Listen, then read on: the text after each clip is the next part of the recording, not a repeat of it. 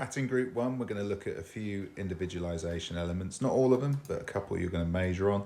They're going to be posture at the crease and its impact on your up and down peripheral vision, and also the role of the aiming shoulder and what impacts that has on batters.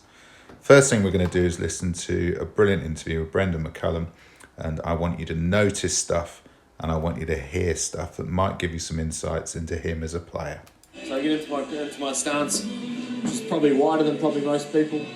Low centre of gravity. Yeah, why is that though? You do have a wide stance. Yeah, for me, I've always found my most powerful position is slightly lower, with wider stance. And again, everyone's different. But for me, I felt like I can access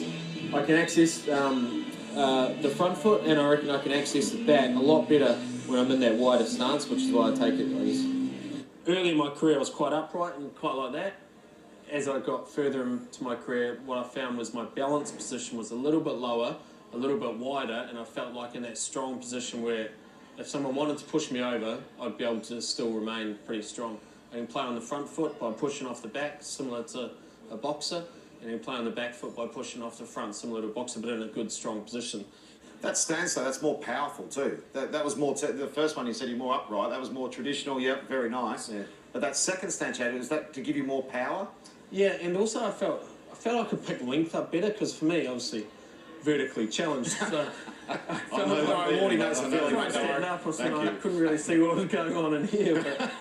But when I was in that more powerful position, I sort of felt like when the ball bounced, I knew exactly where it was, so then I could pick the length up and then quickly decide whether I had to get onto the front foot or whether I had to get onto the back foot. It just felt a more strong, powerful position where I could actually access the ball. So I'm sort of slightly open as well, just because otherwise I find I get a bit closed off, so I try to stay a little bit open and then just get in a nice balanced position. I am trying to just react to what I'm given. I'm not a player who can watch the guy as he's running in, watching the seam. I actually can't see the seam, so for me I'm watching around that box. It's always fascinating to hear top players speak about what they do, as it gives us massive insights. And one of them is the ability for him to lower his body position helped him to pick up on length. It sharpened his visual acuity and he could see what was going on in front of him. And that's really important when it comes to looking at anticipation, its role that it has, particularly within batting, and the numbers that come off the actual principle of batting. You know, so lots of research documents out there, but this one's classic. 900 milliseconds for a batter to make a decision and do everything they need to do. Yeah, an 87-mile-an-hour ball only takes 500 milliseconds to get there. So our ability to anticipate using our vision is absolutely massive, and our posture has such a key element within developing our ability to watch the cues before the ball's bowled. So one of those preferences is up and down vision. So I want you to watch Ashwin catch the ball on the left-hand side. He's got a method where he bends his legs, it's a return catch, but look at his head position.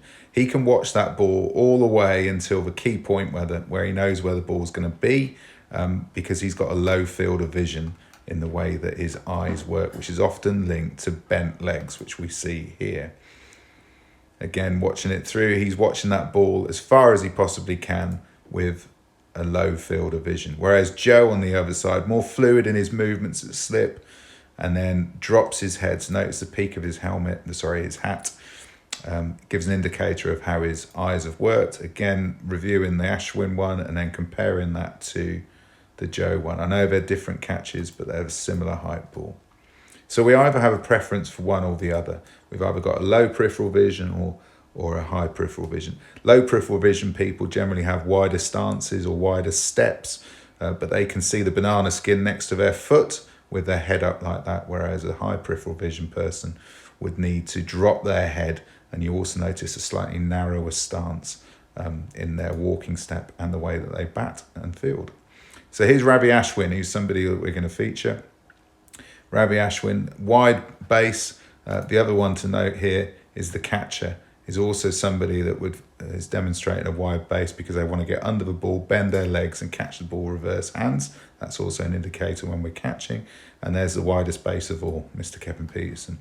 So let's have a look at the impact on the wide base people and what they do in their trigger. They tend to get their trigger out the way early. They want to be moving from a stop position to a start position. So they need to get everything in before the bowler's bowled. a long time, and that was something that we always worked on with Kevin. Notice also he's 6'4", but he bends his legs to get down to the ball. Another big unit is Graham Smith. Notice his timing mechanism of his trigger. Notice the flexion in his legs, how he uses his quads and uses his feet. He's really grounded in the way that he plays.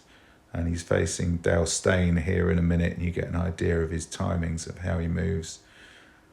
And then how he pushes off, and he always pushes back in to get onto that front foot, and then pushes off of his front foot to go into back foot shots, just like Brendan McCullum talked about. And then another person who loves bent legs, both in his batting and his fielding, is Alistair Cook. Early preparation, real bent legs into that Z position that we talk about. But it's an early preparation, the same for when he was batting. If we remember back to Alistair and his trigger movements, very defined, very early, which enabled him to move from a stop to a start position. So what impact does that have on our vision? Well, here's an indicator. This is a lad called Tom. He was at my school a few years ago. Notice he's made contact with the ball like Ravi Ashwin, and his head is up. Equally, we've got another Tom here, and this is a backward point fielding drill. Notice how he wants to get underneath the line of the ball and the height of the ball when he catches. That's a sternum ball, similar to Kevin Peterson. Want to get underneath because they want the ball underneath their face. Kev's getting bowled here. You can see a lot of face in the way that he's batting. Johnny Wilkinson, the same when he's kicking. The ball's gone, but his head looks like it's up, but actually he's still watching the contact zone. And the same for Graham Smith here. Now contrast that with high peripheral vision, and what does that mean for batting? Straighter legs, lots more movement later on. Watch the way that he's always almost in a state of flow when he's batting. Narrower stances, and we're going to see that in a minute when we goes to a cover drive that he plays against Jacob Oram. Notice that perpetual movement, much more upright legs, much more narrow stance, and a dip of the head as the ball comes into contact. Great angle, narrow stance, perpetual movement, and away you go. And then when we contrast the two, Kevin Peterson playing a cover drive, early movement, stop, start, pushes off his back foot to come forward. Head stays a little bit further up, although this is a really full ball, so he actually dips it a fraction. But rarely would you see the top of Kev's head when he was hitting a cricket ball. You'd see his face a lot, and then contrast that with the method that Straussy operates. So on the left-hand side, you could say Alistair Cook, Graham Smith, Gary Balance. On the right-hand side, Joe Root, Ben Stokes, Johnny Bairstow would be examples of people who bat more like Straussy and see the ball like Straussy. Mark Waugh, classic at slip. As we saw Alistair Cook's position at slip.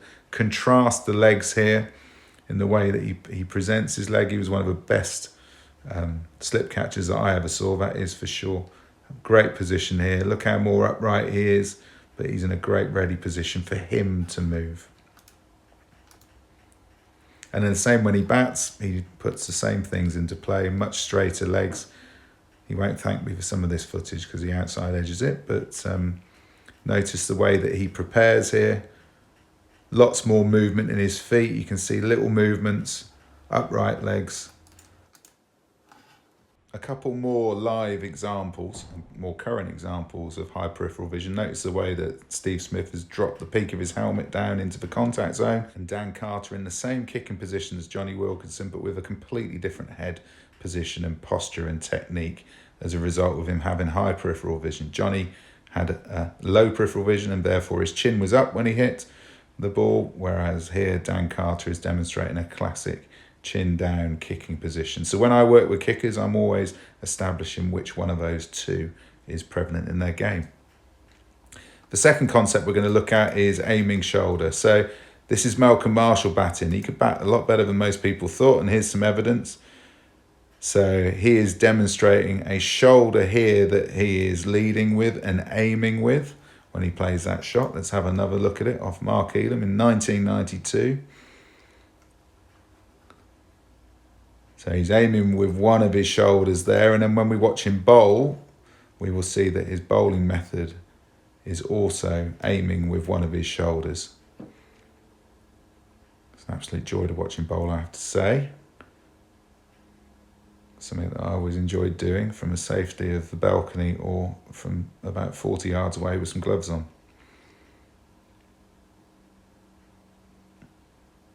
So right-shouldered is his aiming shoulder in both batting and in his bowling. And then Michael Vaughan is a left shoulder aimer. So notice the way he uses his left shoulder to aim towards the stumps, and this ran out of Damien Martin in 2005 at Birmingham. The ball he always talks about when he got Sachin out. Again, look at the way that he uses his left side and very much sideways on as a result of his preference for aiming with his left shoulder. And then we go to 2004 Champions Trophy when he hits Brett Lee for 4. Notice the way that his left shoulder again is his aiming shoulder. So these things have massive implications on all aspects of our game, but in particular on batting in relation to what you guys are looking at. So I'm interested to hear your views later on. Now, Broadie's an interesting one. So Broadie, as we know, throws his left side away, yet is one of the best line bowlers that we've got and we've had over the years. His right shoulder is his aimer, and then when he bats, he turns around and he bats left-handed, which means his right shoulder becomes his front shoulder, and then he bats in what we would call a conventional way because his front shoulder points towards the direction that he wants to hit the ball into. This is taken from his 167 against Pakistan way back in the day before he got hit on the head, unfortunately. Again, when he throws in there, nothing with his right or his left side. It's just trying to add to the throw from a power point of view, but his aimer is his right. And then here's his best throw that he's ever done in Test match cricket. Picks the ball up, aims for his spot, throws only with his right side, but hits the target dead on. Not a huge amount of remorse about that, Broadie, which we wouldn't expect. Now let's listen to Brendan again, but with this time with some overlay of my words. So I get into my stance, which is probably wider than probably most people. Low centre of gravity. Yeah, why is that though? You do have a wide stance. Yeah, for me, I've always found my most powerful position is slightly lower, with wider stance. And again, everyone's different. But for me, I felt like I can access the front foot, and I reckon I can access the bat a lot better when I'm in that wider stance, which is why I take it. Early in my career, I was quite upright and quite like that. As I got further into my career, what I found was my balance position was a little bit lower, a little bit wider, and I felt like in that strong position where if someone wanted to push me over, I'd be able to still remain pretty strong. I can play on the front foot by pushing off the back, similar to a boxer, and then play on the back foot by pushing off the front, similar to a boxer, but in a good, strong position. That stance, though, that's more powerful too. That was more, the first one you said you're more upright, that was more traditional, yep, very nice. Yeah. But that second stance you had, was that to give you more power? Yeah, and also I felt I could pick length up better, because for me, obviously, vertically challenged. So I felt like morning I was feeling standing up, I couldn't really see what was going on in here. But when I was in that more powerful position, I sort of felt like when the ball bounced, I knew exactly where it was, so then I could pick the length up and then quickly decide whether I had to get onto the front foot or whether I had to get onto the back foot. It just felt a more strong, powerful position where I could actually access the ball. So I'm sort of slightly open as well, just because otherwise I find I get a bit closed off, so I try to stay a little bit open and then just get in a nice balanced position. I am trying to just react to what I'm given, and I'm not a player who can watch the guy as he's running in, watching the seam. I actually can't see the seam, so for me I'm watching around that box. So there are a few of the principles that the whole group are going to be looking at. Your ones there from a visual acuity one is how posture impacts upon up and down vision from a peripheral point of view and what that means from a batting point of view, but also an element of right shoulder in there from Brendan. So I want you to choose 2 players who you work with or players that you admire and bring them in some videos. So you as a coaching group can then look at them together and discuss them. I want you to build a 10-minute presentation using some of the slides that I've given you here, which you'll have access to then present back to the group, looking at some of the language that you would need with certain players, but also building some constraints into practices too. So follow those instructions, and I look forward to seeing you soon.